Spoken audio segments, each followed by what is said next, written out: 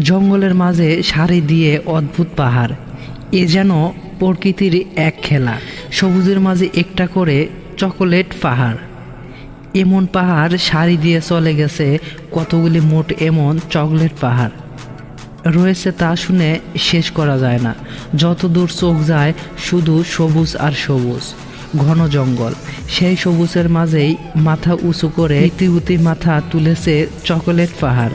জঙ্গলের মতোই এই চকোলেট পাহাড় যত দূর চোখ যায় নজরে পড়ে। যেখানে সেখানে কেউ যেন বানিয়ে রেখেছে এই টিভির মতো ছোট ছোট পাহাড় সারি, যা দেখার লোভ আজ সামলাতে পারেন না। ফলে সেখানে সারা বহির্বির জমান মানুষ।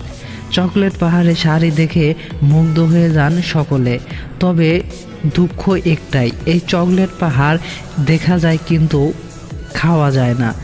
কারণ চকলেট পাহাড় বলা হলো তা আসলে চকলেটের মতো তৈরি নয়।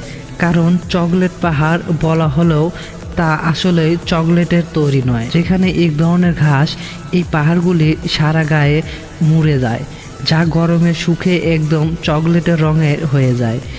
তাই দূর থেকে পাহাড়গুলি দেখলে মনে হবে যেন চকলেট দিয়ে তৈরি হয়েছে এসব পাহাড়। ফিলিপিন্সের বহুল প্রদেশে এই চকলেট পাহাড় দেখা যায়। এখানকার আবহাওয়া পাহাড়ের গায়ে যে ঘাস হয় তা গরমে শুকনো হয়ে যায়, বাদামি চকলেট রঙের হয়ে যায়। তখন পাহাড়ের চারপাশ সবুজ ভরে থাকলেও পাহাড়ি চকলেটের রং হয়ে যায়। এখানে এক টুকরো সবুজ দেখা মেলে না। এও প্রকৃতির এক আজব খেলা। এমন চকলেট পাহাড় কিন্তু ফিলিপিন্সের এই বহুল প্রদেশেই একমাত্র নজরে পড়ে, যার অমুক টান পর্যটকদের টেনে নিয়ে যায় বহুলে।